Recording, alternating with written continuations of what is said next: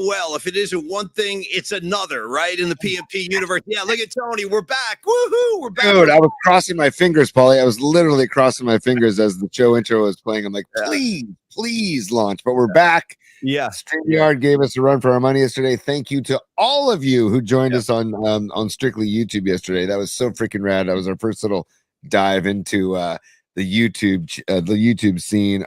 And Paulie, you knocked it out. You got funky. I rewatched last night. You got funky. You were doing some like drone footage. I was getting my Scorsese on. You know what I mean? I was getting my Tarantino. I was trying different filmmaking options. But dude, I have sound real quick of Paulie right when the show wouldn't launch yesterday. I have sound. Son of bitch, shit. And then that was the comment board answering back. One more time, Paulie Mack in a frazzle. Tony, StreamYard isn't launching. I got to talk to the audience. Go. Son of bitch, shit. I know, listen, sometimes I have the sense of humor of a third grader. You got to roll with it sometimes, you guys. But anyway, we're very happy to be back. You know what's, I got to say this because usually. Sorry, dude. Right out of the gates, people are asking for. Scott Saunders wants to know right out of the gates: is Satan back? Did Satan make it back to the show? Because he was not there. Is Satan back? I believe he is. I'm afraid. No, I believe. Let's go. Let's go to Lucifer. Come on. I mean, after all, it is Friday the 13th, y'all. Yeah, and exactly. Don't think we're not going to be shouting out Jason Voorhees, Crystal Lake, the whole damn thing. We're going to run the gamut. Satan's back, y'all. Hey, Satan, I'm so glad. And welcome back to Camp Blood on Friday the 13th with Jason Voorhees. I just got one last thing to say. F the Dodgers, F Dodger Stadium, F Yamamoto, all of them. Double gun to the Dodgers. Let's go, Giants. Huh. I didn't know Satan was a Giants fan, but apparently he is. Okay, Tony, we got a lot to get to today and a short time to get there. So we're gonna rock, we're gonna roll, we're gonna do all our stuff. Metallica tickets, we're gonna give them away later. And big announcement: the first Metallica. I was just talking to Tony before the show. I'm like, oh, by the way, there's a Metallica show next Friday. We better hurry up with these damn tickets. So we're gonna give it. We'll give a pair away today, and then we will give the final pair of Metallica tickets away on Monday. So be ready. Oh. Yeah. We're going to go right back into it. There's no time to waste. And then you got to set. And again, if you're new to the show or you're new to the contest, what we're doing is we're going to quote some Metallica lyrics. You tell me the name of the song I'm quoting from, and then just mail your answers to the show email address. And I need your name, your phone number, your address, and your email. And then I'm going to pass all that stuff along to the Metallica people next week. And your tickets will be a will call. So we're going to get to that now because the show crashed yesterday. Wait a minute, Patty from Napa. This is from Johnny M visiting us in Tahoe. He's a music head, a Yankee fan, and a Jets fan. Jets, Jets. Okay, thank you very much, Johnny M. I appreciate that. Patty, have a great time up in Tahoe. I wanted to say, Tony, and thank you, Patty, always. And Johnny, rock and roll. Patty's friend, Johnny M, is probably excited they don't have to hear this anymore. You know, I wonder if her friend Johnny M is the ghost of Johnny Most, the old broadcaster for the Boston Celtics. That Kurt Rambis has the basketball. Oh my God! Kurt Rambis pulls a knife on McHale. I mean, dude, he was the most homer broadcaster of all time, but a legend, Johnny Most. All right, anyway, Tony.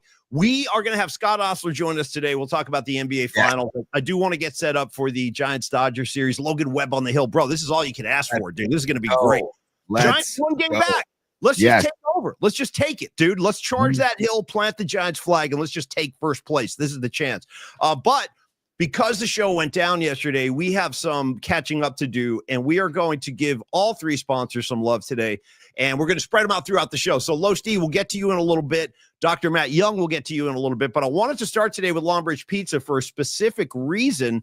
Because, first of all, I told you about my double shot at Longbridge this week. I was there Tuesday, I was there Wednesday, and now I'm here to talk to you about it on Friday. Longbridge Pizza, the Vibe Tribe, rocking and rolling and going strong. I brought my mom in on Wednesday. I talked about how much she loved Neil Donardi's tomato sauce that he puts on the pizza, and then he gives you that side dish. When you order a chicken parm sandwich, he'll give you a little extra sauce to dunk. And my mom was like, ask Neil if he sells this tomato sauce. Yeah, there's my mom and I. That's from Wednesday. She had the pesto pizza. There's my chicken parm. I'm working on it right there. And Neil, I'm just telling you, I second that. My mom wants a tomato sauce. I want the tomato sauce. If you ever jar it and sell it, you got 2 customers right here. But also big doings in the Longbridge Pizza community, or should I say the Longbridge Pizza family. It's a familia, right, Noemi? Yes. And I got to say, I wanted to wish Neil's son, Nico, a very happy 7th birthday. Hey, Nico, I love your pizza. I hope you have a great day. I hope your birthday party is killer. I hope you get to blow out the candles and make a wish. We love your dad. We love your dad's food. And I love the Nico pizza myself, Tony. So have a great birthday. Happy birthday to Nico from us to you. Okay, Tony, I'll let you take it from here, buddy.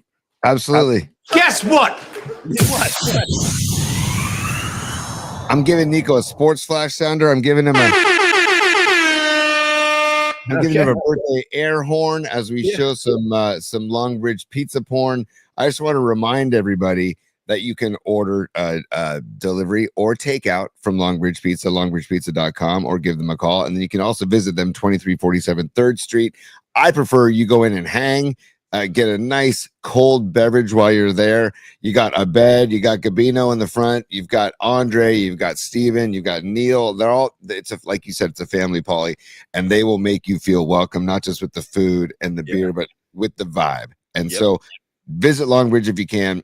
I'm taking my Little League All-Star team there next Thursday with the other coaches. We're going to go and we're going to have pizza and lunch at Longbridge, and we're going to go see Giants Guardians on Thursday, and we're looking forward to that. So another point to that is you can have private parties at Longbridge in the back room. You can have bigger groups. They will handle you.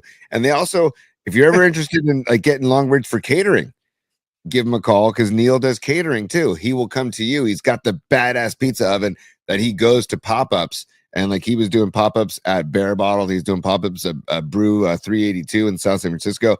Nice. So kind of they kind of offer anything you need really when it comes to food and beverage and good times and good vibes. So longbridgepizza.com.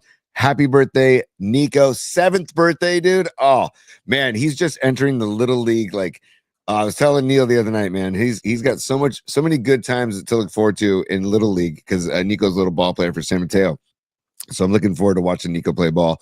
And go, Nico. Enjoy your birthday. Rock steady all weekend long, buddy.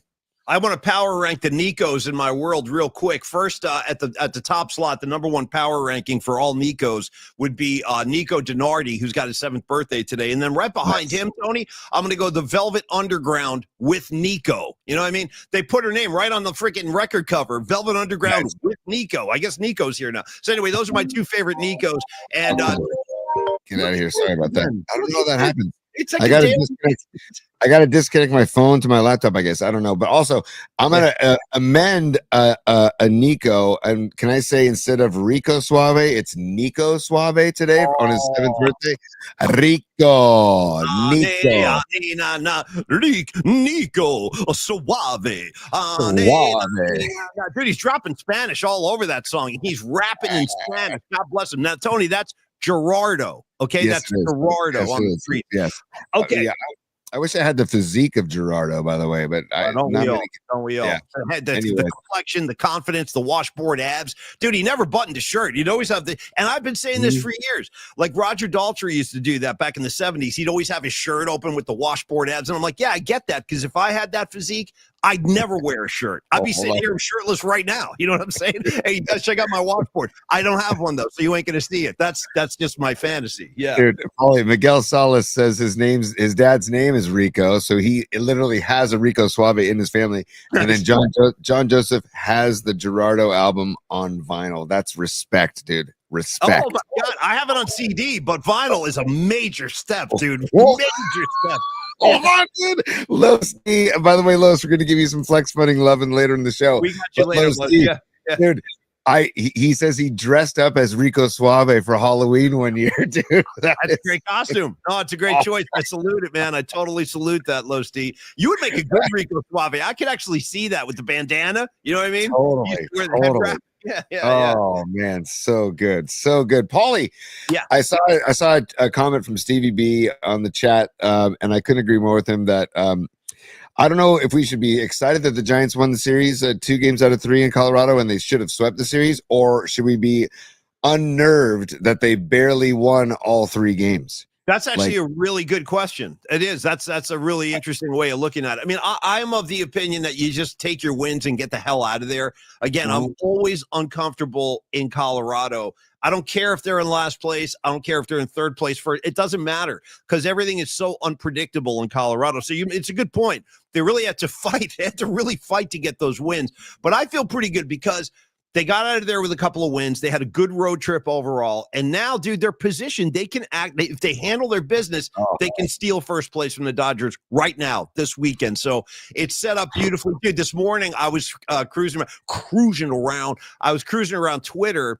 and I saw somebody posted the Brian Johnson home run back in '98 when he walked out. Yeah. I was at that game with Mikey Verdue. Shout out Mikey V for life.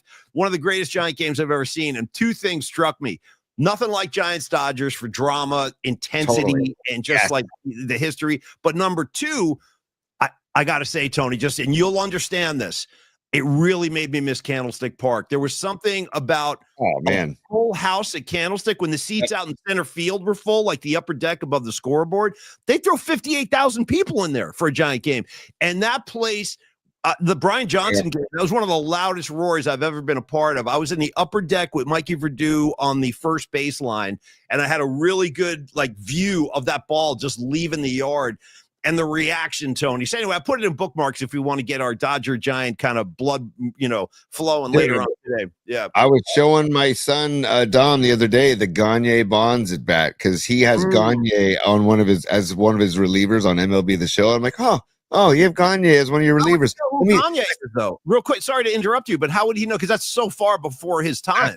That's what's great about MLB The Show, the video game, is that they teach the kids about older players. He had like Roberto Clemente on one of his rosters. Like that game. If I'm going to be a pro video game guy, I'm not going to be pro Fortnite or pro the other stuff. I'm pro MLB The Show because they introduce kids to players from yesteryear that are really, really good ball players. And he did it based on his stats. Like Gagne's stats were really good. And I'm like, oh, tough guy. Why don't I show you a video of Bonds showing Gagne where calling your son tough guy. Oh, okay, tough guy. Yeah. He's been starting to call me bro, and I'm like, that is not happening. That's not happening, dude. You are not calling your father bro. Let me dude, where's my cereal? Hey, bro. Hey, Holmes. Hey, dude, I got to tell you, shout out to the Brady Bunch and Greg Brady when he went through his hippie phase and he moved up to the attic and he had the beads and the fringe and all this. And then he came downstairs for breakfast. I'll never forget this episode. He comes downstairs and he sees his parents. He goes, "Oh, morning, Carol. Morning, Mike." And they're like, "Excuse me? Mom and Dad still works." And he goes, "Well, I didn't think you'd want anybody as old as me calling you mom and dad." Anyway, so morning, Carol. Morning, Mike. Yeah. Scarlet Fire says her sons call her bro. That's phenomenal. I mean, I do laugh at it because a lot of the times when I ask him to do something, Dom, make your bed, bro. And I'm like, easy, bud. Bro, easy. You Steve Young, you know what I mean? Yeah. Steve Young is like the pro master. Yeah. Dude, real quick, just to get into some numbers about tonight's matchup, buddy. Dude, Logan Webb 2.58 ERA, Yamamoto 2.20 ERA. The thing that scares me about tonight, dude, Logan Webb's thrown 87 innings. So he's thrown more innings than Yamamoto's 73 innings. But, dude, Yamamoto's only given up 49 hits in his 73 innings.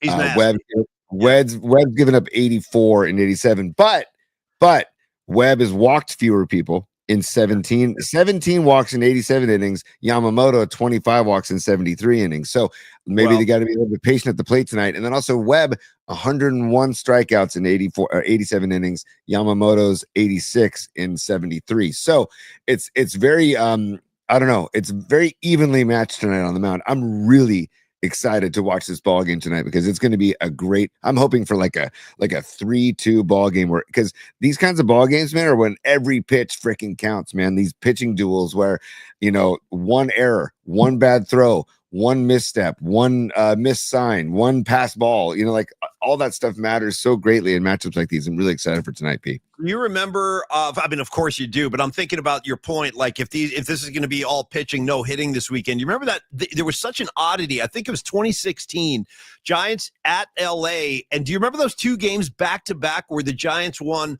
1-0, both on Joe Panik home runs. Yep. And that was the first time in baseball history consecutive games against the same two teams have been decided by 1-0 scores, all at the hands of the same guy. Shout out Joe Panik. He was a good Giant, man.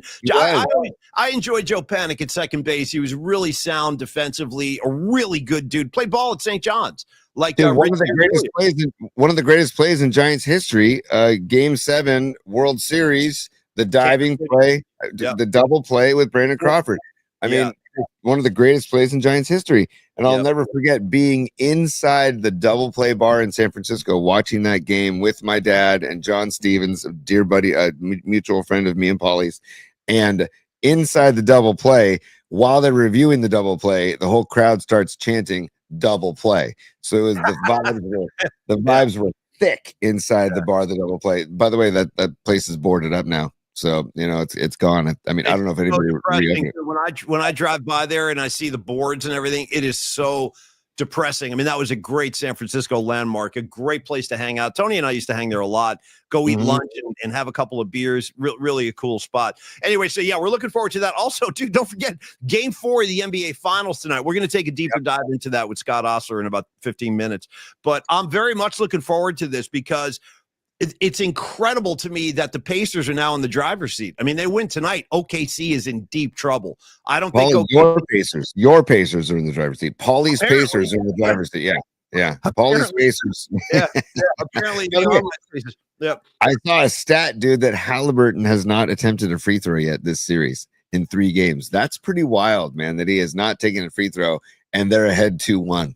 You would expect that he would have gone to the line a bunch in the first few games, but no, has not attempted a free throw yet. So, and Caitlin Clark, when Caitlin Clark is in the house this postseason, the Pacers are 8-0. So, I don't know if she can be there tonight. I don't know what her WNBA schedule is, but when she's in the house, they're 8-0. So those are a couple of interesting factoids, but I'm sure Halliburton's dad will be there as well. So who I got knows to tell you, just to be fair to Halliburton, I think he has one of the greatest floaters I've seen. Like it's almost Steph Curry. Like when he kind of drives, stops around the free throw line and just kind of launches that little teardrop floater. 9 times out of 10 they go in. And I got to tip my cap. He shoots a really sweet floater with just the right shot. Hey, one other loose end too, real quick, Tony. I do want to shout out the Stanley Cup Finals. If any of you hockey heads are watching this, you are getting entertained beyond belief. Shout out Russell Crowe. Are you not entertained? I'm entertained as hell. Last night, Edmonton, Tony, they're down 3-0. They come roaring back, tie the game. They go into overtime again, dude. Again for the third time in the series. And Edmonton wins 5-4. That thing is now tied up 2-2. They go back to Edmonton for Game 5. It's been really an exciting series. 3 overtime games in the finals. That's pretty rare. So anyway, I don't know how many of you are into it, but I am. Yeah, old-time hockey, Dom, 100%. And I'm enjoying the finals. Yeah, like Eddie Shore. All right, Tony. And then other things on the calendar today. You said you wanted to talk Friday the 13th, so I'm going to let you take that. Go ahead. Wow, dude, first of all, I want to tell people that Caitlin Clark is back tomorrow for the Fever, so she probably will be in the house tonight. If you're for Paulie's Pacers, she'll be in the house. So, and then Friday the 13th, dude, adopt it. Just to say, accept it, Paulie. You and Reggie Miller, buddy. It's all good. And then, you can't have one without the other. Me, Mark Jackson, Reggie Miller, Detlef Schrempf, throw him in the mix. It's me and Detlef, Tony. Me and Detlef. Yeah. Dude. I want to meet the guy just so I can be like, hey, Mom, is it okay if Detlef comes over? Me and Detlef are looking for something to eat, stuff like that. Dude. Or how about, hey, Mom, Schrempf's coming over. Mom, are you cool? We're going to go to the Shrimps for dinner tonight. It's a potluck, so bring something. Yeah. And who are the Shrimps? Well, that's my boy Detlef's family. Detlef, dude. That's such a great name. Such a great name. And yes, Sanchi, I see his comment. He says, wait, Tony showing B-Craw some love. Yes, I'll give B-Craw defensive love all damn day. And I'll tell you what, I'll take B-Craw's bat right now over Adames all damn day too. So would I, brother. He hit 100 home runs at least in his career, even though you poo-pooed that. Yeah, no, Tony, we break Tony's balls. I believe deep down underneath all the bravado and the rough exterior of a creative Tony, I think there's some love for B-Craw. And by the way, Brandon Crawford, if you ever have like a conversation with him, maybe the sweetest human being you'll ever come across. And he kind of talks like this, like he doesn't really talk very loud. It's like, what'd you say, Brandon? No, I feel good. No, I'm psyched to be a Giant. Like he's always in hushed tones, but what a great ball player and a great Giant, Tony. I remember trying to get B. Craw to do some liners for, hey, this is Brandon Crawford. You're listening to Giants baseball on KMBR. Hey, it's Brandon Crawford. You're listening to Murph and Mac, Paulie Mac, Brian Murphy, blah. And he would read them just like that. Like, hey, this is Brandon Crawford. You're listening to Murphy Mac. Yeah, totally. Hey, Brandon, can you kind of like spice it up a little bit? Can you give me a little more energy? Maybe like, hey, it's Brandon Crawford. And it's like, okay, that's just how you're going to be. And I told him, I said, Brandon, I don't know if these are ever going to make the airwaves, dude, because they're so monotone. He goes, I don't care. And they don't care. Obviously, they're there to play ball. But then you get guys who really had fun with it and who were a lot of fun, like Timmy Lincecum and Madison Bumgarner. They had a lot of fun with those liners. When Madison Bumgarner said, what do you say? He said, Mad Bum, Bumgarner, whatever you want to call me, just give me the fucking ball. And that was, look at this. Oh, yes.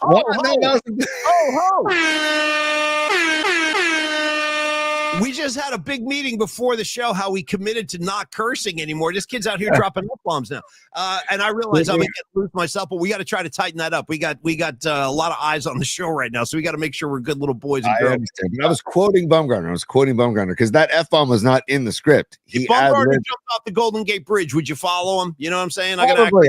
I'd go for a nice dive, as long as I just watched out. Bumgarner said it was okay. Like Mad Bum told me, yeah, I probably would. Be like, come on, man, we're gonna make this jump. You and me, man. Come on. Dude, remember the stare down between Bumgarner and I forget the plate umpire, Joe West. Yeah. Phenomenal. Went on for, I think it's like 13, 14 seconds long. They just like the OK Corral, dude. Nobody moves. I miss Bumgarner, dude. I miss his salt. I miss the attitude. I miss the big frame out there. Hey, Bum, we freaking love you, dude. You talk about forever Giant. That guy hand delivered the third World Series trophy to San Francisco. Thank you, Bum. Paulie, from one high to a low, or before the show, I just wanted to check up on Matt Chapman's status. And according to the quote unquote AI overview of Google, Matt Chapman is on the 10-day injured list, but Chapman is expected to miss more than the minimum 10 days and hopes to return before the end of the first half, potentially by July 13th, according to NBC Sports Bay Area. So is that a Friday as well, Tony? July 13th? No, it's not. It's let's see, that is a Sunday. Jesus, or a Monday. Top of your head. It's not bad. Well, because I know the 17th is a baseball tournament for my kids, so that's why I understand. Yeah, you understand. But so get used to Chapman being gone for longer than the 10 days, which is hold on. I gotta hand out a great comedy award. When I see great comedy, it needs to be acknowledged. Mark Graves, dude, gravy in the house, dropping jokes. The Giants are missing Mad Bum's bat right now, dude. That's awesome. 100%. He was a better hitter than Adames. That's all I know. Bum could hit the power. He could pull it. He could do it all, man. Hey, Adames, watch some film on Bum swinging the bat and maybe learn. And that's another thing. See, now I got to start complaining. Dude, when we finally get rid of the ghost runner in baseball, can we please do away with this DH in the National League crap? I freaking hate it. I don't want to hear it. That's here forever. If there's one thing that's going to be here forever, it's the DH in the National League. I can promise you that. That's here forever. On that note, let me ask you a question. Do you think guys who are primarily designated hitters in their career are worthy of Hall of Fame induction? They're playing one aspect of the game. That's it. Yes, because hitting a baseball is arguably the hardest thing to do in all the sports, in my opinion. So I would say yes, Paulie, because it depends on what kind of a bats, what their numbers were, especially the power numbers and clutch numbers and batting average and strikeouts and all that stuff. Like you got to take all that into consideration. But I would say even if you're a DH and you have legit numbers, you are worthy for consideration. All right. Well, I asked the question, you gave an answer. Hey, I wanted to give you. I mean, I don't know what to say. I don't agree. I think that DH. Really? Because you're really not playing baseball. You're playing one part of the game. You're doing one thing. Baseball. That's what's great about baseball, dude. You got to play both sides. You got to hit. You got to field. And you eliminate half of that, and suddenly you're qualified to go to the Hall of Fame. I don't know. I just feel weird about that.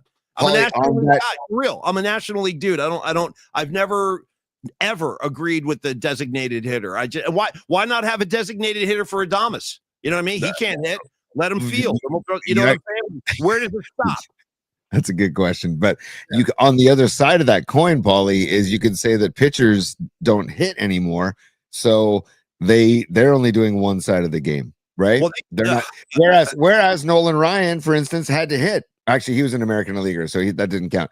I'm thinking about it. Think about a national leaguer that had to hit and had to worry about the offensive part of the game. Like that is something to consider too, because it's a whole different game with the National League when the pitchers hit, because you had double switches, you had pitchers laying down bunts, you had pitchers doing crazy stuff. So I don't know, man. It's an interesting, great conversation, Paul. I didn't see this coming, but I didn't either. And I want to say too, it's what's more exciting than when Bumgarner would hit a home run. I mean, that was thrilling. Yeah. And I got to say, like other great hitting pitchers I can recall in my lifetime, Dwight Gooden, he could hit. Doc hit a bunch of home runs. And dude, I'm going way back in this one, and I'm pretty sure this is accurate, but I'm going to say 1976. It's either 76 or 77. I was a little kid. I remember this. John the Count Montefusco was a pretty good hitter, and I recall he hit a bomb on opening day. He was pitching, and he hit a home run on opening day, either 76 or 77.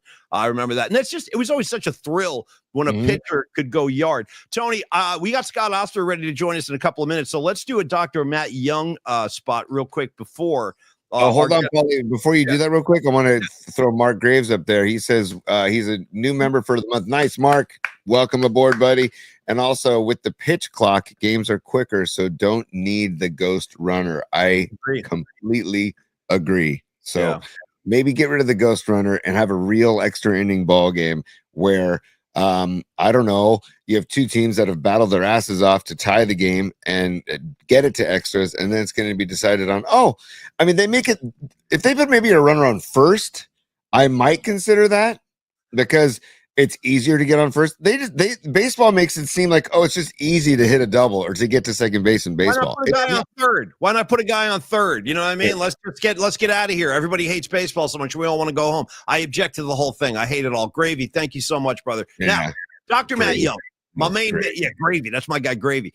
Shout out to Edmonton Oiler Hall of Famer and New York Ranger Hall of Famer, Adam Blanken Graves, who did some time with the Sharks too. He did a little bit of time with the Sharks at the very end. All right, Young Dental and the Young Dental SF group. They call it a group, Tony, like the Jackson 5, like the Beatles, like the Rolling Stones. Why? Because Dr. Matt Young is like at the center of it, and everybody kind of orbits around him. But it's like Longbridge Pizza. It really is, in that when you go into Dr. Matt Young's office, the entire group are totally professional, totally cool. They make you feel right at home. I have been a patient of Dr. Matt Young for over a decade. He himself has been in business for over 25 years right here in San Francisco. He's at 490 Post Street. And I got to tell you, he offers all kinds of comprehensive dental care, your fillings, your cleanings, your implants. I had a root canal done with him. Didn't feel a thing. Didn't feel a freaking thing. Had my headphones on. If I don't even remember it. Tony, that's the day I tried to steal the glasses. He gave me the big shades to wear because the light was in my face. I'm like, it's so bright. And he goes, well, here, wear these. And then when I was coming to and the anesthesia was wearing off, apparently I asked him if I could leave with the glasses. I'm like, hey, are you cool if I keep these? Kind of a Spicoli. Where'd you get that jacket? It was like a moment like that. And he was like, sure, you can have them. And then when I got home and I started coming back to my senses, I'm like, I know I had a root canal. I don't feel anything. And where did I get these shades? You know what I mean? I had to put the pieces back together.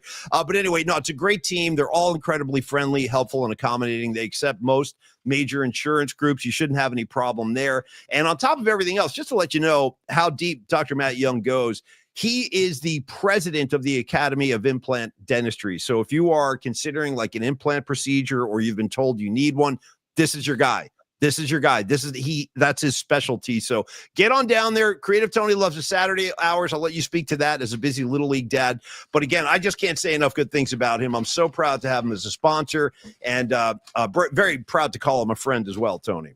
Heck yeah, I love having Young Dental Group as a sponsor. And Paulie, usually the words come from me about how much we trust Dr. Young, but you know what? I'm going to go to some Yelp reviews to just read how people feel about Dr. Young. This is Chris P in Berkeley says, very personable dentist who hires a great staff that knows what they are doing. I've been going to Young Dental for 2 years, and they've done a great job on my fillings and cleanings. I was never pressured into doing anything extra. And they were very thorough in the payment process. Also, we've got, let me see, Jessica D in San Mateo. Dr. Young is the best dentist I have ever had. The It's true. team at Young Dental is so kind and really cares about your experience. 100% recommend. And then one more, I'll give you one more.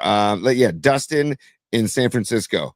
I was very nervous for my first dentist appointment. This is what we talk about, being nervous to go to the dentist. Dustin P in San Francisco says, I was very nervous for my first dentist appointment in 2.5 years. And yesterday was the best experience I've ever had at Young Dental. So that's not me talking. That's not Polly talking. Those are actual people that have, other than us, that have been to Young Dental, and those are their reviews. So I think you trust us, but if you question us, then listen to the Yelp reviews as well.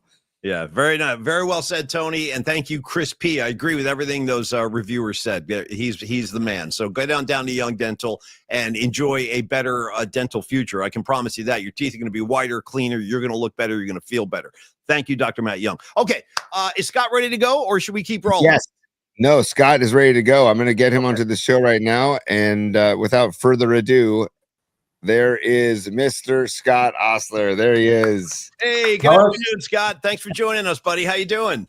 I'm doing all right. I think the lighting's not good here. I'm in the witness protection program, so I apologize for that. No, you know what I say about that, Scott? There's an element of mystique to your presentation. I like that. What I try to go for. Yeah. Also, Scott, you got two former radio guys and a print guy that are all trying to do visual. It's pretty funny. So no worries at all. Formula for not success. Yeah. Obviously, Scott's a longtime friend, great writer with the San Francisco Chronicle for a very long time. Before he came to San Francisco, he covered the Showtime Lakers back in the day. So Scott's seen it all. He's done it all. And that's one of the reasons we wanted to have you on today, Scott. Talk a little NBA Finals. I got to tell you, I did not expect what's kind of unfolding before our eyes right now. The fact that the Pacers are up 2-1. I kind of drank the Kool-Aid, the OKC Kool-Aid, and thought, there's no way that nobody can compete with this team. But the one thing I would say, Scott, I feel like when OKC is in a tight game in the fourth quarter, I don't think that's a comfortable place for them. But in a big picture sense, are you surprised at the fact that the Pacers are up 2-1 at this point? Yeah, I'm surprised. And I'm like you. I've been drinking that OKC Kool-Aid since at least mid-season, maybe before that, where they were the flavor of the year. And just too quick and too athletic and too young and too ready to go and ready to spring out in the world. And so, I bought that. And I also figured, if the Warriors were to wind up facing them in the playoffs, which they came close to doing. Yeah. Or they may have, depending on your point of view, that they would have just gotten blown out because it's the old Warriors against these new guys. Now, I think you kind of look at that in a little bit different light, right? That, hey, maybe the Warriors would have had a shot, Yeah, I agree with that. And again, I'm not so sure the fact that OKC is not really battle tested. I don't think that's serving them well right now. And the other thing I noticed, especially in game 3, Scott, was I was really, really impressed with Indiana's defense, just collectively as a team. I thought they swarmed. They were all over the loose balls. They forced a lot of tone. They basically did all the things Oklahoma City has been doing all year long. They kind of turned the tables on them. And I guess the question would be, is that a critical ingredient to climbing the mountaintop for Indiana? Playing team defense, is that maybe the most important element of their game right now? Yeah, I would say it is. And that's always the underrated thing, because we all focus on the offense and the stars and the dunking and all that stuff. And most of us, even me, I've seen a lot of hoops and stuff, and I tend to kind of ignore the defense and focus on the fun stuff. But for sure, and that again, that brings the focus back to the Warriors and how the change they made once Jimmy Butler got there, how they became a defensive team, much more of a defensive force, and that made them a legitimate playoff team, and will carry them into next year too, also. But the defense is big, and the Pacers I don't know, is the energy or whatever, it's the coaching or the scheme. I'm not sure what, but they are playing better defense than OKC. I'm glad you mentioned the coaching too, Scott. Give me your take on Carlisle. I'm part of me is rooting for him. He's been around forever. He's done so many great things in his career. And do you kind of look at this right now as we're getting ready for Game 4 tonight in Indiana? They could take a 3-1 lead, man, and then OKC would be in trouble. But just your kind of review of Carlisle as a coach and how much he's had his hands in the success of this Indiana Pacers team. Yeah, it's been huge. And you go back to his last championship, which was what, 21 or what year that was? Something like that. Yeah, when he did the same kind of thing, he took a young team that basically nobody was expecting to do anything, and he took them to the championship and won a title. And some coaches have a certain magic, have a certain touch, and apparently he knows what to do, what buttons to push, how to guide his team under a pressure situation like this, and also what moves to pull. So you got to say, since he's done it before, this is not a flash in the pan kind of thing. He's been around so long, and it's so respected. I've never talked to the guy. I don't remember even being in a situation like an interview situation. And to me, the NBA, there's so many head coaches in the NBA that are so impressive. When you sit down with them, guys, like Michael Malone got fired. He just got fired. You sit down in his press conference or talk to him, you come away very impressed, man. And so many of the guys, that from the Doc Rivers and obviously Steve Kerr's and all this stuff, but the whole line of these guys, and he seems like that. He seems to be in that kind of mold. These super guys that are not like football coaches who kind of, that whole attitude of I know more than you do. Yes. You just have a personality and touch, which means to me a lot more than X's and O's, and it just kind of filters down through his team. And I don't know, he's got like a magic. I don't want to overstate it, but he's a great leader, and look what he's done, man. Yep, impressive. Go ahead, Steve. So impressive, Scott. I wanted to talk about the Steph Curry effect. Obviously, they've been out of the playoffs for a couple rounds now, but I read that Halliburton was watching Curry film before Game 3. I read that Nemhard studied Steph's step back three, and these guys are emulating Steph's game. And I think that is so incredible. And I just wanted you to comment on like the Curry effect that he is having on these younger players. And I feel like it's going to continue in that way. Do you agree? Oh, 100% completely.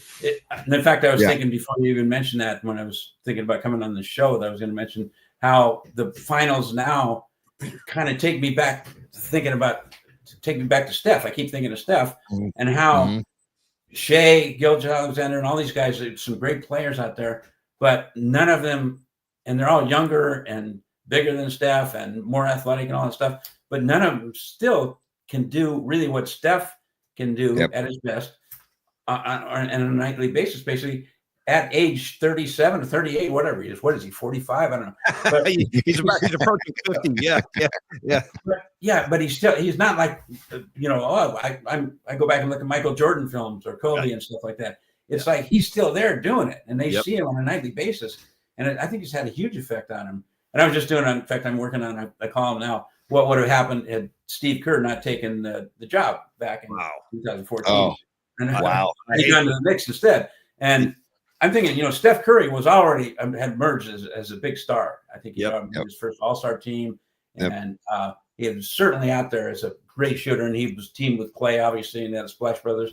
But I truly believe that had Kerr not taken that job and brought his new offense in, which basically gave Steph more of a platform and maximized his gifts, that Steph would have been great. He would have made half dozen All-Star teams and all that stuff, but he wouldn't have done what he did, and they wouldn't have won the championships that they had won, and therefore they wouldn't have had the massive influence that they did on the league. Because that, once they dropped the hammer down that first year and the second year when they won 73 games in the regular season, the league, it scared the shit out of the league, and the league was saying, "Oh man, we got to do some of this." And that's why now you see sometimes too much of an extreme teams like the Celtics that's all they do is shoot threes. Right. But he's had a huge influence. And also, I'm glad to see that some of these guys are appreciating not just the fact that Steph can shoot threes, so I'm going to shoot threes, but the artistry behind it, like the step back thing. Buddy Hield can shoot threes. A lot of guys can shoot threes, but to do it on the run, on the fly, on the move, and how to get open for those shots, and how to move, and that's a whole new art form. And these guys would be crazy not to at least try to do some of this stuff, like the power of step back, the pogo stick. I call it the pogo stick step back. Where he just bounces back and flies in the air. Yeah, that's amazing, man. That's a signature move, and guys would be crazy not to try to do that. Yeah. No question. Right. And to follow up on that, Scott, Halliburton was watching film not only on Steph's shooting prowess, but also how Steph handles how physically teams defend him. Yeah. And Halliburton wanted to watch isolated Curry film because Halliburton feels like he's been getting defended very physically and wanted to see how Steph was handling that. And I feel like that's incredible because Steph never complains to the refs. He does get manhandled most games, and the fact that Halliburton is that smart to go back and watch film to see how he handled that, I feel like it's just the ultimate hat tip to Steph. Yeah, and absolutely. And I'm still not sure why that. I'm not going to cry on Steph's behalf. Oh, poor Steph. But I still don't understand why the league and for Halliburton and all these guys, why the league allows the defenses to play tight defense, put hands on them and stuff like that. But to grab them around the waist, that's not defense. That's not basketball. That's a foul. Right. That kind of stuff. And then the grabbing of jerseys and the punch. Why they don't call some of this stuff? And I know they say, well, you can't call everything. Well, if you called it, they would not do it. They do what they're allowed to do. Players are very smart, and I don't know why they allow that. But yeah, what he does is never been done before. And so these guys are really smart, I think, to why sit down and look how does Curry handle this stuff? Scott, the fact that he does at his age, the fact that he still does without crying is truly amazing. Oh, totally! It's a testament to him as a competitor and as just a fierce warrior on the court. Like he's not going to cry and moan to the ref. A lot of players do. Steph is not one of those guys. Now, Scott, you were talking a few minutes ago about Mike Malone. I'm still scratching my head over that. Like Mike Malone just took these guys to a championship. Okay, you're fired. And meanwhile, just looking around the NBA, look at the situation the Knicks have put themselves in. They fire Thibodeau. Now, keep in mind, he's the first coach to take the Knicks to an Eastern Conference final in 25 years. What does he get for that? He gets fired. So now the Knicks are getting, shut down across the board. They tried to talk to Minnesota. They tried to talk to Atlanta, on and on it goes. Nobody is going to have a conversation with the Knicks. I mean, it's the most Knicks thing I've seen in a long time to not have a plan after firing a very successful coach. I mean, what do you make of that whole situation, and how much will whoever the new coach is, like, how much is that going to disrupt what they've been building in New York? Yeah, it's kind of typical Knicks dysfunction. Again, I was hearkening back to when Steve Kerr turned down that job, and it's never been right really since then. Right. And had he taken the job, it probably would have been suicide, because even he admits that he probably would have lasted a year or two and got fired. It's just a bad spot. But yeah, I saw a tweet by Woody Page, my old sports writing contemporary, and he said the Knicks have reached out to the Flint, the Flint. What is it? The name of the team? And to see if Jackie Moon is available. Oh, yes, semi-pro. The Will Ferrell movie. Right. Yeah. What's the name of the Flint team? I forget. I forget too. I know the name of the film is Semi-Pro. I forget the name of their squad. Great movie, by the way. It is. It really is. That's how ludicrous it's gotten. And it's going on decades now.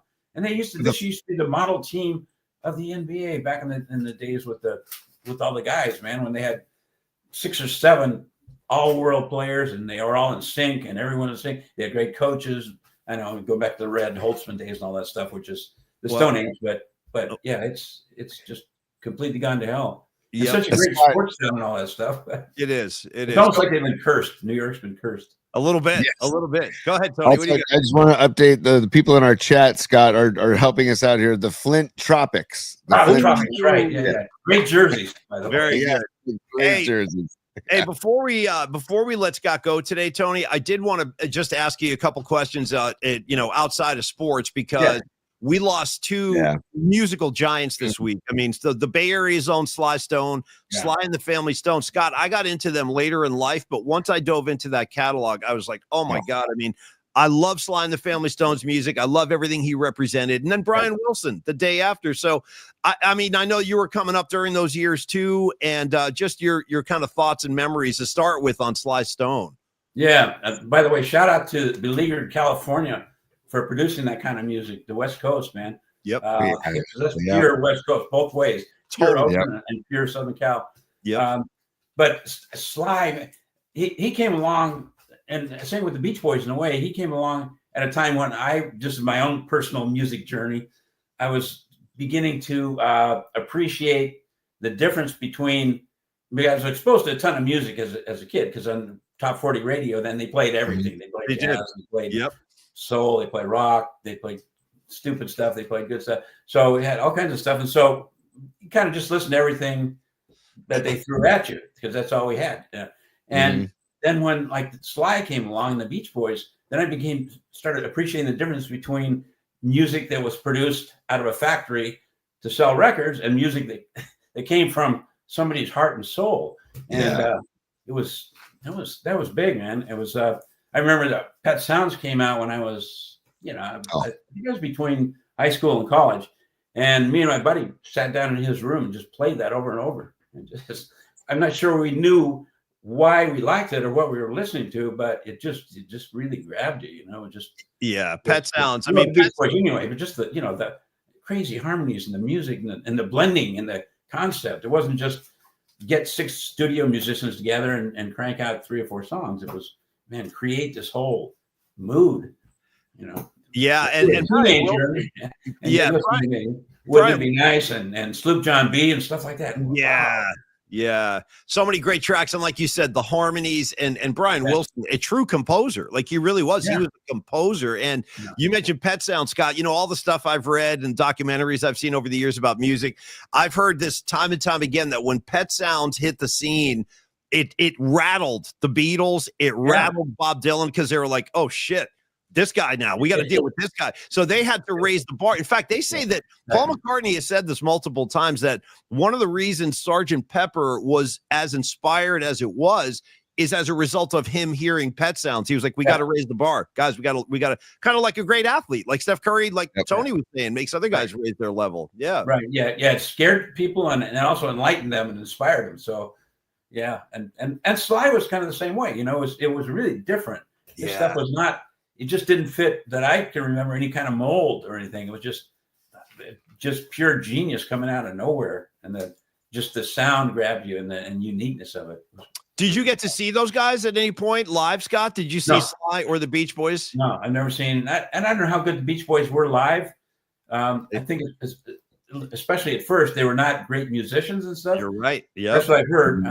And so maybe I would have loved to gone to one of the concerts anyway.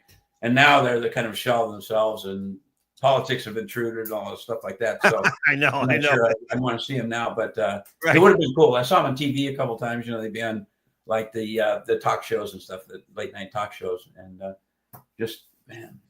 But it was enough to listen to them. This was back, and they came along right at the right time for me because it was sort of it's sort of beginning the era of weed music too. Yeah, well, you can appreciate, for instance, if you're smoking a little weed, Frankie Avalon, for instance, probably is not going to resonate. You didn't smoke weed and say, "Oh man, no, not quite the same." And Dean or something like that. But if you're listening to the Beach Boys or Sly and stuff like that, you say, "Okay, now you can kind of get deeper into it." So 100%. Tony, go ahead, buddy. Well, I just want to see if Scott, have you watched the Questlove documentary on Sly Stone that's come out? I started seeing it on the summer of back there. I haven't seen the whole thing, but it's.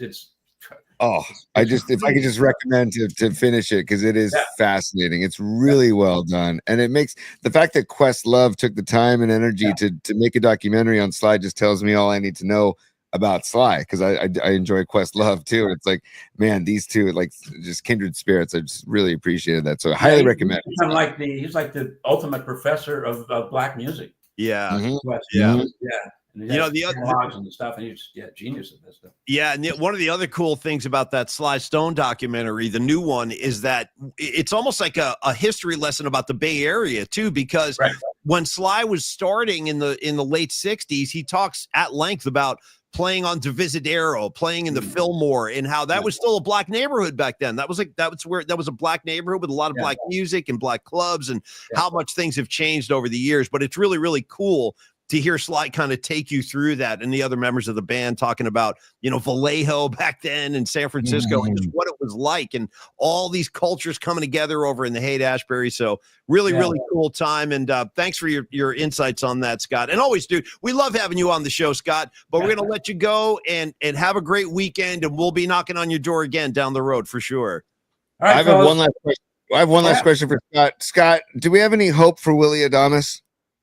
Is there any hope for Willie Adamas? What happened there? That's been so unexpected. It's not over yet. It could change, but who would have predicted that? You know, you sign a guy that's injured, or you sign a guy that's really old, or we've seen it 1,000 times in every sport. They sign guys that are questionable and stuff like that. You know, like you sign Christian McCaffrey. Is he going to be okay? Is he going to work out?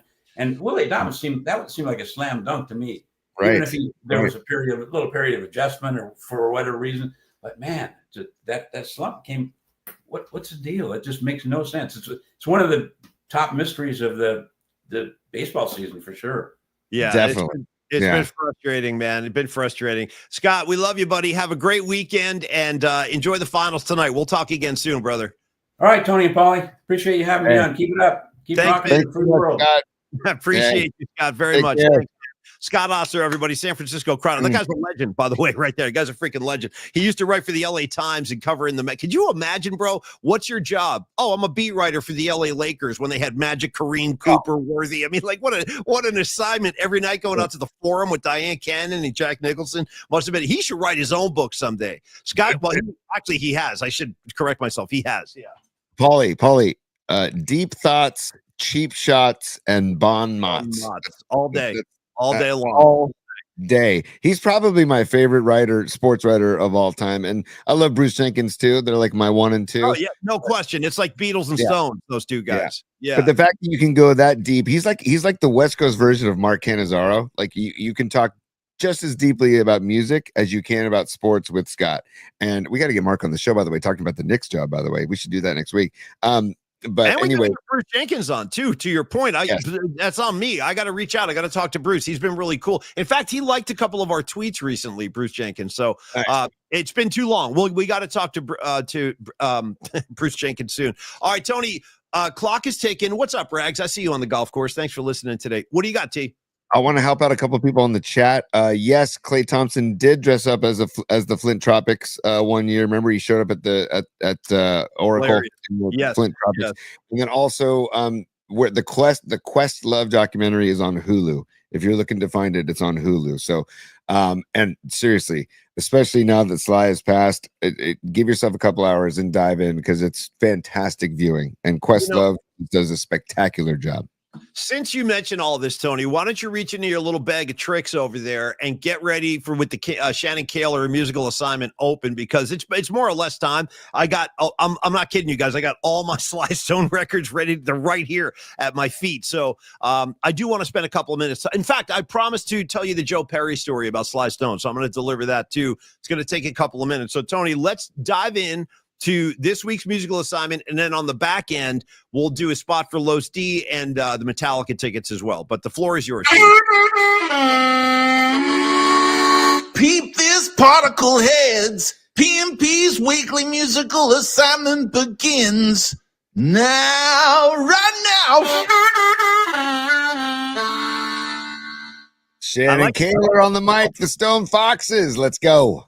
Stone Foxes there. Oh, by the way, dude, other big news, other big music. I'm sorry. It's all coming back to me in flashes. Tony, the reuniting of a Murph and Mac will happen on the air. We're not so sure, but Murph and I have been asked to host Sound Summit again this year. So wow, that was quick. Jesus, bam, it just came right up. September 13th, we'll see you up on the mountain. If you've never been before, you got to get your ass up there. It's one of the most beautiful experiences. You talk about a specific Northern California, Bay Area, beautiful event that could only happen here at Sound Summit, my friends. And Murph and I have been hosting this thing for years. And Mike Nash is the promoter. He's a great friend of ours. And it just so happens, Tony, you know what's wild? Mike Nash already put this whole Sly Stone tribute together before he passed away. Now it's going to take on a whole other kind of levitated meanings, or elevated meaning rather. So really looking forward to this, really looking forward to the Sly Stone tribute up there. Tony's up there all the time. We'll see him. Noemi, you've been there. Yes, it is. It's at the Mountain Theater on Mount Tam. It is it's spectacular. I don't know what else to say. Tony, you've been there. Tell the people about it. Like it's incredible up there. It's magical. It really is. It's like you're in a fairyland because you're in the top of. It feels like you're on the top of the world. And I like to go to the top of the amphitheater and look down because you can overlook the entire Bay, basically the entire Bay Area, and watch incredible music, man. I remember watching Tedeschi Trucks from the top of the amphitheater. Being like, dude, one of the greatest. That was one of the greatest sets I've seen all the years. That was mind blowing. Incredible. They played Midnight in Harlem, and I almost wept because it was just like I had goosebumps coming. I had the as they say, I had the feels, Paulie. So what's great too is that the crowd is like the perfect size too. It's not a massive crowd. You get music all day from like 11 a.m. to 7 p.m. and you get like Michael Nash. He's tapped into the universe, man. The guy is just tapped in musically, sonically. Like the guy is just tapped in, and he always puts together a great lineup. So the fact that we're going to be able to see Cake and we're going to see a tribute to Sound Summit on the mountain. And by the way, if you haven't seen Cake before, they're fantastic. Go check out their version of War Pigs, by the way. That's all you need to know. That's all you need to know. By the way, other great sets I've seen at Sound Summit would include Lucas Nelson. How about Los Lobos? How about Bob Weir and Phil Lesh? Okay, with Jim James from My Morning Jacket. 3 of them up there. It was so freaking hot that year. Jim James had a wet towel on his head while he was playing. I don't know if you remember that. Hot as hell. Yeah. So it's always a great. One year, dude, they trotted out Herbie Hancock, dude, jazz legend Herbie Hancock, fusion legend, and then I got Bob Weir sitting in with Herbie Hancock. There's all kinds of cool stuff happening. So hope to see you up there. Want to address one quick comment I saw on the board, Tony, and then we'll go to the assignment, which is from Pine Needle. Pine Needle goes, "Hey, Paulie, if I make it up to Sound Summit, how can I say hello to you without bothering you? I know you're going to be busy." Pine Needle, what are you kidding me, dude? You come up to me anytime. If I'm running, I will be running around with Murph. You'll see us literally running up and down the stairs because we introduce bands and then we run right back out to the seats because we like to watch. So, dude, just come on over and say hello. I'll be there all damn day, literally all day, start to finish. So stop by Pine Needle. I look forward to shaking your hand, man. And it's very casual, so don't even worry about it. Come over and say hi. Yeah.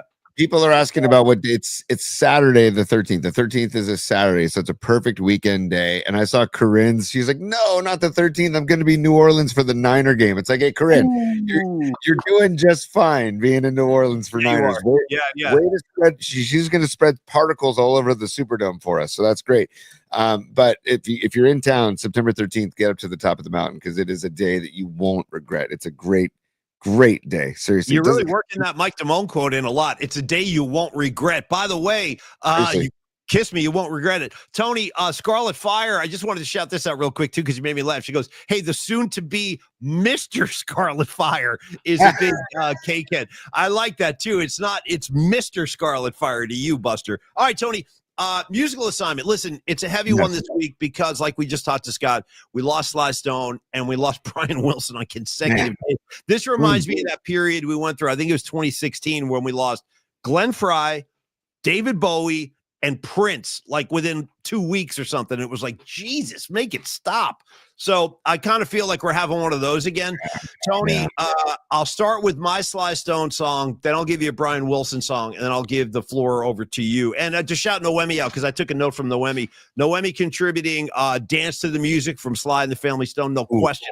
One of the things I love about that track is his trumpet player, Cindy.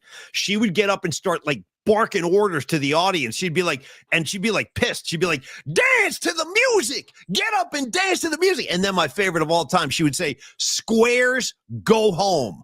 I love that. "Squares, go home. Get up and dance to the music." Cindy for life, dude, blowing trumpet, barking orders at the audience. And then she contributed Surfer Girl from the Beach Boys. Very nice, Noemi. Okay, Tony, I want to throw a couple of these at you real quick. My Sly Stone catalog, starting with Stand.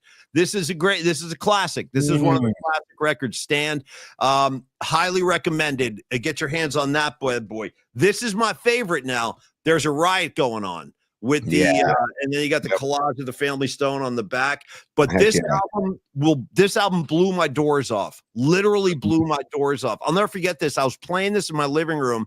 I had never heard the complete record before, and it actually stopped me in my tracks. I was like walking around the house. I was like, what the hell? It's a wall of funk just coming at you. So, and then it really is. Questlove's favorite, maybe the funkiest record he ever made. Oh, you're going 3-pack. Look at you. I'm just showing off the catalog. I'm just talking about the catalog. I love it. Are you kidding me? Give me more. So this is fresh. This is Questlove's favorite. Tony, this might be his funkiest outing right here. I was listening to it this morning. It's funky as hell. It's about time. Oh. And by the way, this was probably the last great album he made, Fresh. And then, only because Paul Stanley was talking about it the other day, Sly Stone live from the Fillmore East. And this is the set they did before Jimi Hendrix. This is Sly Stone opening for Jimi Hendrix.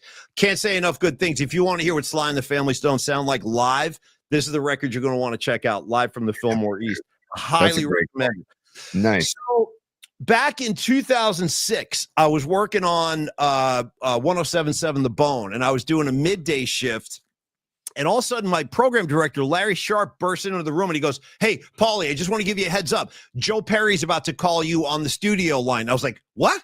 He goes, "Yeah, Joe Perry wants to talk to you." I was like, okay, let me clear the decks. So what was going on was, Tony, you and I were going to an Aerosmith gig in Oakland. And that same night, Steven Tyler and Joe Perry had committed to doing a Sly Stone tribute at the Grammys, which were happening in Los Angeles. So Joe Perry called, and I got to talk to Joe Perry twice, actually. I shook his hand once. This was a telephone call, the first time I talked to him. And I'm a monster Aerosmith fan. So you can imagine, like, I see the hotline flash, and I'm like, holy shit, that's Joe Perry calling me. Joe effing Perry, coolest guy on the planet. So I answer the phone and I put him on the air and we start talking. And he goes, "Hey, man, listen, I just wanted to let you guys know we might be a little bit late getting on stage tonight, but that's because we're doing our Sly Stone tribute and we need to fly up right after that to get to Oakland." Tony, that's the show they opened with Helter Skelter, Aerosmith. Never seen them play that before. And when we got to the Aerosmith, I don't know if you remember this, they covered "I Want to Take You Higher" at that gig by Sly Stone. I don't think that's ever been done before or since, but they played "I Want to Take You Higher" at that gig. And I remember Joe Perry telling me, he was talking about how much he loves Sly Stone. And he said, "Hey," he goes, "one of the things I do every night before I go on stage is I play Sly Stone's greatest hits and I warm up and play along to his music before he walks on stage." Yeah, that's like his warm-up routine. I always thought that was so cool. So from Joe Perry to Paulie Mac to your ears, here we go. My first Sly Stone track is going to be what I think is maybe is fun to me. To my ears, it's one of the funkiest things he's ever done. I'm going to choose the song "Love and Hate." And hate spelled like Haight Ashbury, by the way. Not love and hate as an Ashbury. So from "There's a Riot Going On," I'm going to do "Love and Hate." And then I know I'm taking a lot of time here. Sorry, you guys. And then I'm going to go to Brian Wilson and the Beach Boys. I've chosen "Good Vibrations" because I love the track and I love the fact that he used a freaking theremin in that thing. That's like that thing plays with like electronic currents. It's the weirdest. Jimmy Page used one of those on stage with Led Zeppelin a lot. A theremin. That's what it's called, right? A theremin. And it's a really weird instrument. I have no idea how to work it or how to play it, but Brian Wilson used one in "Good Vibrations," and just the harmonies and the whole thing. I'm picking up good ball, baby. Like, if you listen to how much stuff musically is going on in that song, pretty freaking amazing. Tip of the cap to two geniuses who we lost. Sly Stone, rest in peace, and Brian Wilson, rest in peace. Tony, "Love and Hate," "Good Vibrations." Floor is yours, my man. Dude, I love that. I'm gonna have a tough time following that up, Paulie. But first of all, I just want to give a couple of the people have chimed in with their musical assignment. And Dom Peralta says, "Sly and the Family Stone, I gotta go now," off of the live at Winchester Cathedral, 1967, Redwood City. Redwood City. He also says "Love City" off of the Woodstock live from 8/17/69. That's an incredible set. Incredible, yeah. It is. That I've heard that set. That's an incredible set too. And then the Beach Boys, "Help Me Rhonda." That's from Dom. Then we move on. We got Jerome. Jerome says he's got "If You Want Me to Stay" by Sly and the Family Stone, one of the smoothest, funkiest tunes of all time. And it's featured on the Dead President's soundtrack. That's great knowledge right there, Jerome. And then he says "God Only Knows" by the Beach Boys. Definitely one of the most beautiful songs ever written. Charles Neri on the chat, a buddy of mine, mentioned that Paul McCartney says it's the best song ever written. "God Only Knows," by the way. Paul McCartney said saying that. So hey, and One last thing, Tony. Nikki D. Francesco checking in with thank you for letting me be myself again. Great choice, Nikki D. And then Tony, I always loved Sly Stone's take on racism and racial issues. Here's Sly Stone on racism. Ready? Here's Sly. He goes, don't hate the black, don't hate the white. If you get bitten, just hate the bite. Boom. Dude. That's all. Beautiful. That's Sly Stone on racism. Don't hate the black, don't hate the white. If you get bitten, hate the bite. Yeah. I mean, the Sly and the Family Stone is a microcosm of what the world should be. I mean, if you really want to talk about it, I agree. Yep. Yeah. Mark Graves for the Beach Boys, he says, for Brian Wilson, he says, I get around. And he also says for Sly and the Family Stone, everyday people. Thank you, Mark, for that submission. Ray says, I think Ray said also love and hate with you, Paulie. He says love and hate. Ray Goodman, buddy. Yep. And then John Joseph says it's a family affair. He's Dude, I've been waiting for it. It's a family affair. It's a family affair. Great choice, John. Great choice. Scarlet Fire says for pure musical enjoyment, and for Brian Wilson, good vibrations and help me, Rhonda. And then she also says for Sly Stone, everyday people. She's also thrown in for everyday people.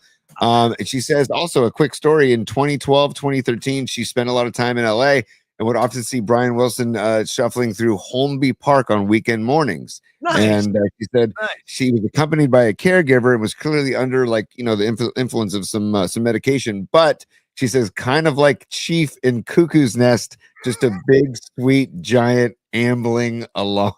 Yeah. Jack Nicholson, put your hands up there, Chief. Put your hands up. We're going to put the ball in the hoop, Chief. Just stand them up there. I love Cuckoo's Nest, man. Great film. So good. So thank you all for the musical assignment and for your submissions. And Paulie, I got to say, man, first of all, I'm going to go Beach Boys. For me, it's a tie between God Only Knows and I Get Around. And I just recently listened to I Get Around again because Brian Murphy, we were on a text thread, Paulie and I were with Murphy the other day, and we were throwing around our favorite Brian Wilson Beach Boys stuff. And then he sent us a version. Billy Joe and Green Day recorded a version of I Get Around, and Billy Joe said, we never got around to releasing this. We recorded this, but we never got around to releasing this. Here is Green Day doing I Get Around, and it reiterated to me how incredible of a song that is. Not just the vocals, but the writing of the song, the musicality, the chord progressions, the wacky, it reminds me so much of Stone Temple Pilots, the song Plush. The song sounds easy, but when you dive in, it is so complex, and the chord structure and the chords that are being played, it's like, whoa, what is going through Wilson's head in this when he was writing this? So I Get Around and God Only Knows are a tie for me. And I got to say, I feel like, well, you know what? Hang on. I'm going to do this to myself, Paulie, because I feel like I should do this.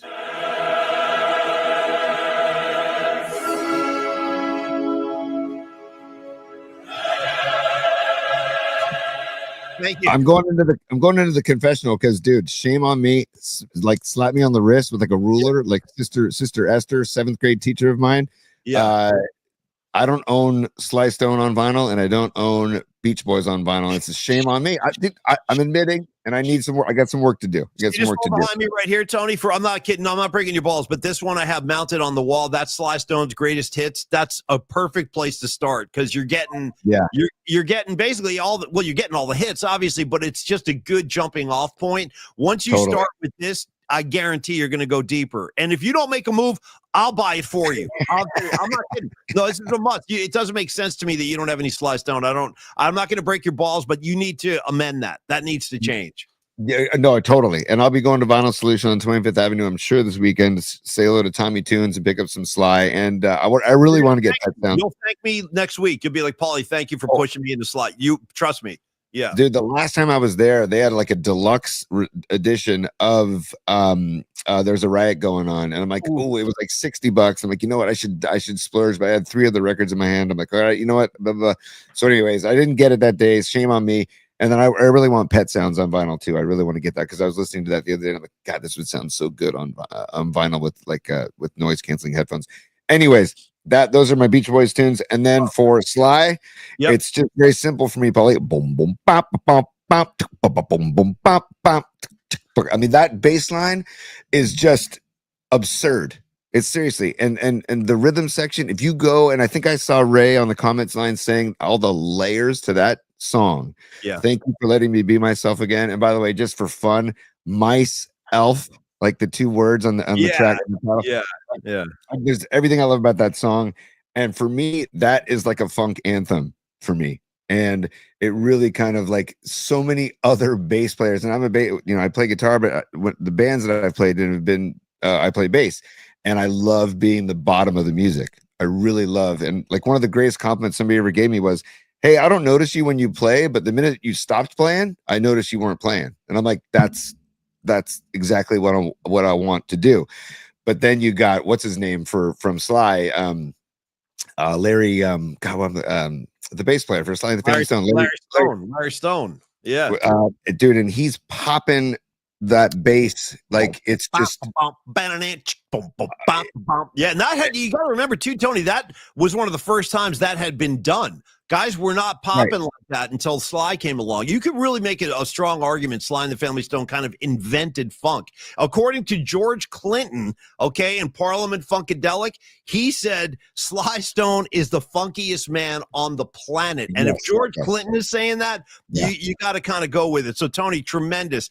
But in that documentary, sorry to cut you off, but real quick, in that documentary, Larry Graham talks about how he just was like experimenting with the sound, and then it kind of took off. And people were approaching him saying, "Oh, show me what you were doing on that track." Yeah. And so that's why that track is so important in just because I love funk music. I mean, if you, I know you do. That's why you really got to dive into some Sly Stone. You'll be a much better person after you listen to a few Sly Stone records. Tony, I feel you on the funk of. I want to thank you for letting me be myself. Thank you. And I get around, and God only knows. Good vibrations from me, love and hate also from me. I'm going to update the playlist in just a couple of minutes. And I would say this final word about Sly Stone, and I know this sounds like kind of like I'm getting carried away. I actually think the song Everyday People would be like, that would make a great national anthem for the, I'm dead serious. I'm not even kidding. If you actually listen to what he's saying in that song, it's like, there's the skinny one who doesn't like the fat one, who doesn't like the black one, who doesn't like the white one, who doesn't like the green one, who doesn't like the, and then Sly busts it all up by coming in and going, we gotta live together. And that's the thing, we gotta live together. So that, anyways, I think Everyday People is I truly mean this, one of the greatest songs ever written when you listen to the message he's transmitting there. Thank you, Tony. Great choice. Escobar the Third. Dance to the Music has a special place in my heart. I played the lead trumpet. Nice, dude. Nice. Hey, Escobar, you're in good company. You know who else played lead trumpet in our high school band? I'm not kidding. The one and only Rags, captain of the football team, Rags. That's why nobody would make fun of us being in the band, because Rags would like throw him through a plate glass window. But he was a trumpet player too. Escobar, I'm not surprised, man. I love that you played some trumpet. And shout out to Cindy's trumpet in Sly and the Family Stone. She's the best. Get up and dance to the music. Squares, go home. Yes. Oh man, it's just. And by the way, Escobar, well done getting into Longbridge Pizza yesterday. He sent us pictures of him at Longbridge. He posted them on Twitter. Nice work getting into Longbridge Pizza, dude. Hey, thanks for Escobar. I'll see you next Sunday at Metallica. And speaking of, the moment has come. Time to give tickets away. And again, kids, we'll give the final pair away on Monday. We're not going to wait around. We're going to do that on Monday. So we'll give a pair today. Last pair goes on Monday. Tony, grab a pen, my man, and let me give you my specifications, because I got I'm just playing the sports flash to intro the contest, because I feel like this needs some kind of separator, some kind of thing to draw attention to it, because we're giving away Metallica tickets for the 2 shows next weekend, which are going to be fantastic, by the way. Yeah, no question. It should be really, really cool. Hold on. Where is my hold on. Damn it. I can't find my You looking for Principal Paulie, or are you looking for Satan? Who are you looking for Principal. Oh, here it is. Hold on. I'd like to make an announcement. The Metallica ticket giveaway is upon us in 3, in 2, in 1.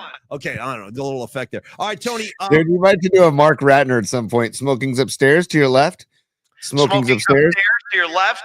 Smoking's upstairs. By the way, I love when Mark Ratner is talking to Damone, and he goes, all the action's on the other side of the mall. And they show, I don't know what that means. All the action's on the other side. All right, hold on.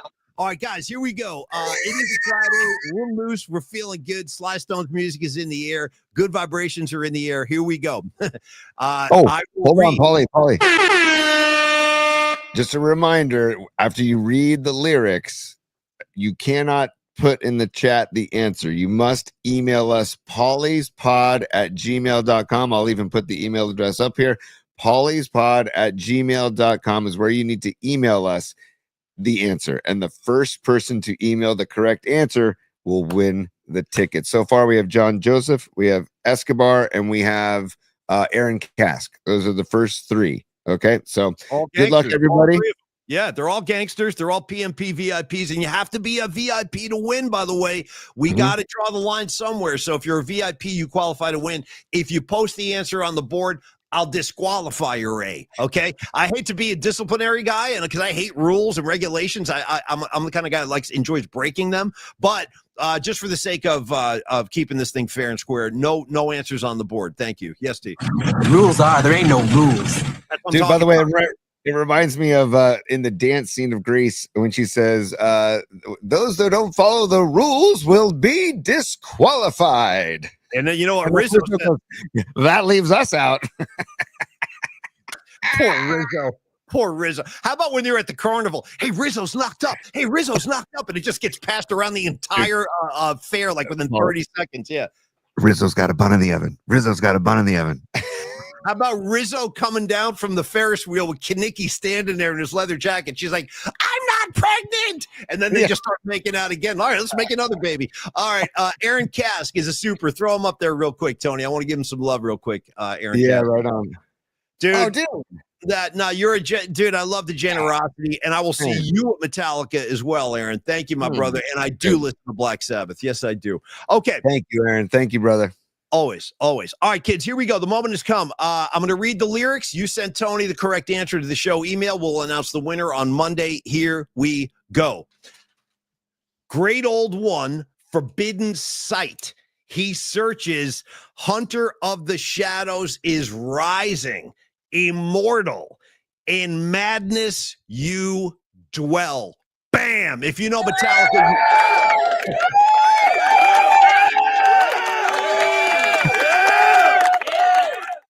One last time. Speed reading. Great old one, forbidden sight. He searches. Hunter of the shadows is rising. Immortal. In madness you dwell. One of my favorites, by the way. One of my favorites. Okay. Tony, a word on Los D, and then we begin the weekend wholeheartedly. So listen, Los, definitely last but not least is our great friend Carlos de la Fuente. In fact, you know what, Tony? How about this, dude? How about we try something different? First of all, I'll give you some specifications. Call Carlos. He's a money lender. He is a mortgage broker. He does all. In fact, his specialty is HELOC loans. He's got a great new partner now with a new lender. No appraisal fees anytime, no escrow, no title fees, and he will give you the very fast closing. And you can reach out to Carlos. Just have a conversation with where you are in life financially, where you'd like to be, and let him go to work for you. 925-250-4894. Carlos at myflexnow.com. Sometimes, Tony, I think it's more effective to hear it from the man himself. And we have a brand new kind of spot I want to share. This is Carlos from Carlos directly to you guys, Tony. Yes, Carlos gave us the discretion to say, "Hey guys, use this if you want." And I said, Paulie and I both said, "Hell yes." Anytime we can get Los on the show, which we're going to get him on the show, by the way, again, to do another live hit with us probably next week or the week after. But here is Los himself. Take it from the man himself. And then I want to read a review on Los after the fact on the other side. Sure. So here is Los right here. You about a loan program that's been around for a little while, and that's the down payment assistant. I'm going to start that over probably because it started cut off. I want to give that the very beginning. I want to do Los proper. I don't want to do. Here we go. Come on. Don't be fussy. Maybe I'm fussy. Flex funding. I'm on here to share some real exciting news with you about a loan program that's been around for a little while, and that's the down payment assistant program. Before, that program had a few flaws to it, like it had income restrictions. If you made a certain amount of money, you didn't qualify. It had high credit scores that you needed to qualify for that program, namely about 700. You could only buy one unit. And you had high interest rates on that second mortgage that, were kind of making the payment a little bit difficult, and you had to pay back. What if I told you that A new program is out now where you can buy up to 4 units. You can buy and live in one unit and rent out the other ones for passive income. You only need a 620 credit score to qualify for. You can make as much money as possible. There's no income restrictions. And here's the best part. They give you a grant of up to 3% for the down payment. As long as you make 6 mortgage payments after you buy the house, you don't need to pay that grant back. Let me repeat that. You make 6 months mortgage payments, you do not need to pay that grant back. Free money. Contact your boy.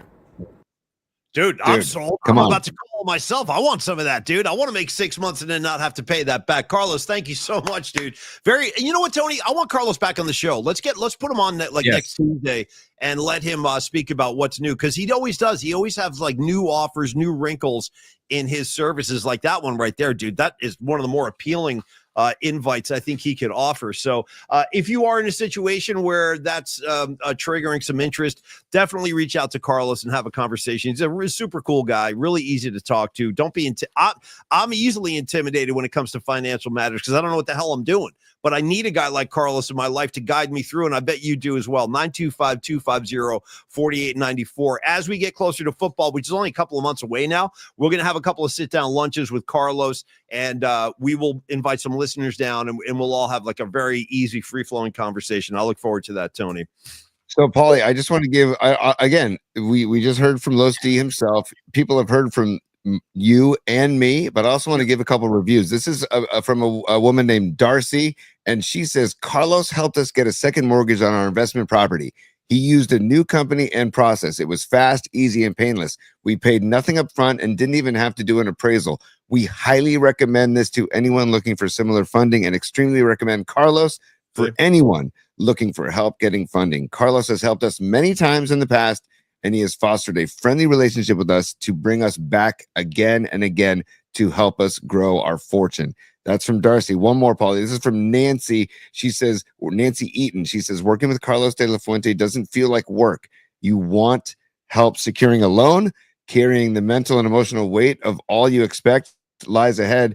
You approach Carlos. He will help you. After he gets to know you and accesses your needs, he reaches out and takes the weight off of you and lets you know that he's got this. In an organized and timely fashion, he lays out the steps he will take and the steps you will be taking. He's easy to reach. He's virtually by your side from start to finish. Our experience could have been a major headache. Carlos made it downright enjoyable. When he says he's got this, you can trust him completely. How about that? No doubt. And Cody Marchetti checking in. Damn, Los is a gangster. That's one of a hell of a financial deal. You're right, Cody. And he is a gangster in all the best possible ways. Hey, thank you, Carlos. We freaking love you, man. We'll see you soon, and we'll get you on the air on Tuesday. You can talk to the people directly. I want everybody to have a great weekend. By the way, early happy Father's Day if you're a dad out there, or if you're going to see your dad. Good on you. Be good to your old man. And if you are a father, hey, man, throw your feet up, play some golf, have a cold beer, whatever you want to do to enjoy yourselves. You've earned it. Believe me, you've earned it. Look at Creative Tony, head on a swivel. He's coaching. He's doing radio shows. He's driving around. Being a dad is a full-time, dude. Believe me, I've done it. I got 2 of my own. I know what goes on. So happy Father's Day, everybody. And Dom and Joe Schmo and the Nutter and Noemi. And dude, I saw the Aspiring Botanist cruise by today. Good to see you, brother. Yeah. Everybody, thanks for supporting the show. We got big things in the works, too, that can't be revealed yet. But again, like Robert Plant says in Kashmir, all will be revealed.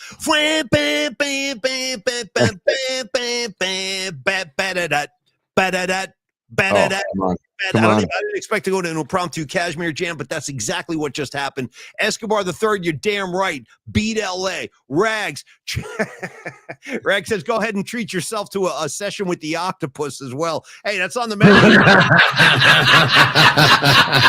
You want to get your octopus? How about the 1 potato, 2 potato, Rags? Is that available? As well?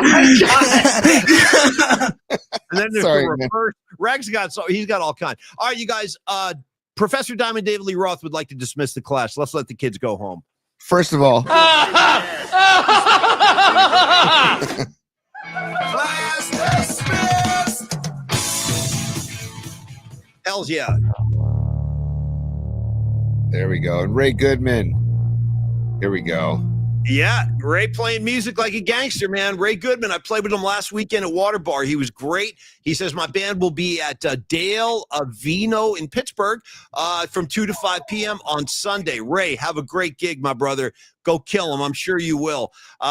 Creative Tony, sorry to talk over the drone, but I wanted to talk to Ray, and I'll give you the final word today, T. Wrap it up, kid. Go Paulie's Pacers. Go Logan Webb tonight, and go Giants beat LA. I'm very excited for tonight's game, Giants Dodgers. And by the way, double barrel action with Paulie's Pacers and the Dodgers Giants from Chavez Ravine. Yeah. I want to say thanks again to Scott Ostler for taking the time to join us. We love Scott. Good luck to those who entered the Metallica ticket contest, and thanks again to our very, very kind sponsors, Los D at Flex Funding, Carlos De La Fuente, Dr. Young and the Young Dental Group, and of course Neil Donardi and Andrew Markoulis of Young Longbridge People. I saw real quick, Paulie, that Andrew said he can't make Sound Summit because that's the day his child will be born. So Yes. that's a pretty good excuse, man. But that's great stuff. Great news. So duck the Fodgers. And that's all I got, Paulie. Happy Father's Day to you, Paulie. Happy Father's Day to all the dads out there. Have a wonderful weekend, and look forward to Monday, 11 a.m. We'll be rocking. Hey, tell your dad, Big Ed, I said happy Father's Day too. Tony's got one of the greats out there. His old man, he's a classic. I love him. So tell your dad I said happy Father's Day to you too. And like Sly Stone said, we got to live together. So let's be cool to each other. Have a great weekend, everybody. We'll be back at 11 on Monday. Thanks for stopping by, you guys. We freaking love you, and we'll see you next week. Cheers. Peace, y'all.